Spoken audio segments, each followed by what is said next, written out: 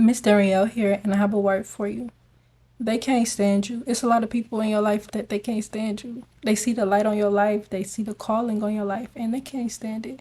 So look, the verse for today's video is Proverbs 24:19-20, and it reads, Fret not thyself because of evil men, neither be thou envious at the wicked, for there shall be no reward to the evil man. The candle of the wicked shall be put out. So my friend, God wants to remind us that there will be evil people around you. There will be people around you that they don't like you. They don't understand you.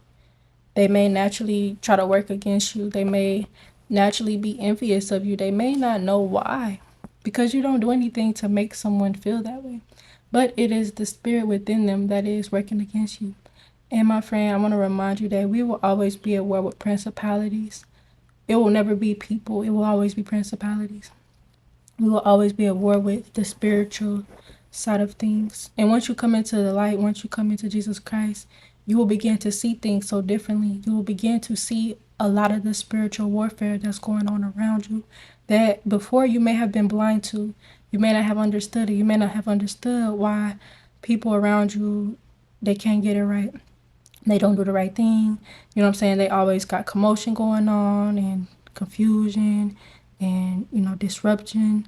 But you'll understand that because of the things that they do and allow to go on in their life, God has allowed them to be handed over to a lot of those things. So my friend, this video is about why people can't stand you. A lot of people can't stand you because, again, they see the light in you and it disrupts that darkness in them. They can't stand you because they see the potential that you have. A lot of us have potential. We have potential for greatness. They can't stand you because of your faith. Some of us, we believe. We actually have faith in our life, in our future, in our goals, in our dreams. Sometimes that can irritate the devil because the devil don't have no faith. This verse says, Fret not thyself because of evil men. Fret means to not worry. God doesn't want us to worry about the evil people that we are encountering or dealing with. He says not to be envious of the wicked. Sometimes wicked people, they have the reward of the world. Like they may have riches. They may have different things that you can't understand. Why do they have that and I don't? God says don't be envious of them. He says that eventually their candle will be put out. Their candle will be put out. The things that they have, they'll no longer have. The success, the money, the riches, all of these things, they will no longer have those things eventually. But that's not up to you to be even worrying about. God wants us to be worried about him. He wants us to be focused on what's right. He wants us to have faith. I had a little, I don't know what to call it. I started to think earlier, like, I have to believe in the prayers that I pray for, because if you just praying and you don't really believe in those things, how can God bless you with those things? You have to keep your faith. And once we get into that place where we really are, exercising our faith and we're believing in God, the enemy will always try to do something to like throw that off. So when the enemy tries to come in to kill, steal, and destroy or rob you of your faith or your joy or your peace, don't allow him to do that. You have to keep that same posture of actually believing in God for the things that you want so that God can make things come to pass.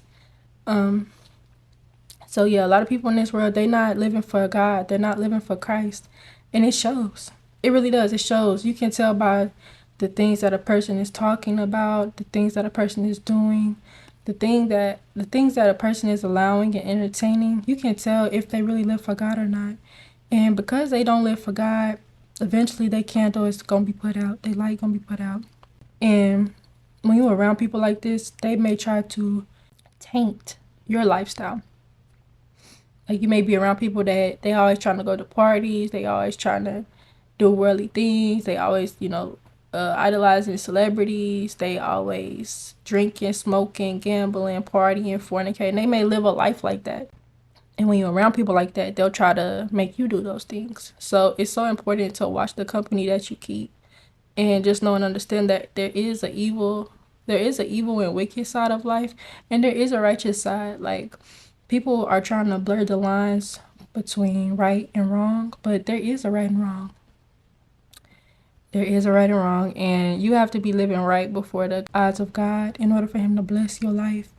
because he rewards.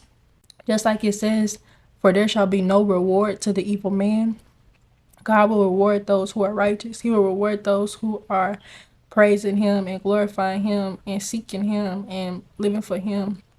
So we got to do that. We got to be in a place where we just living for God.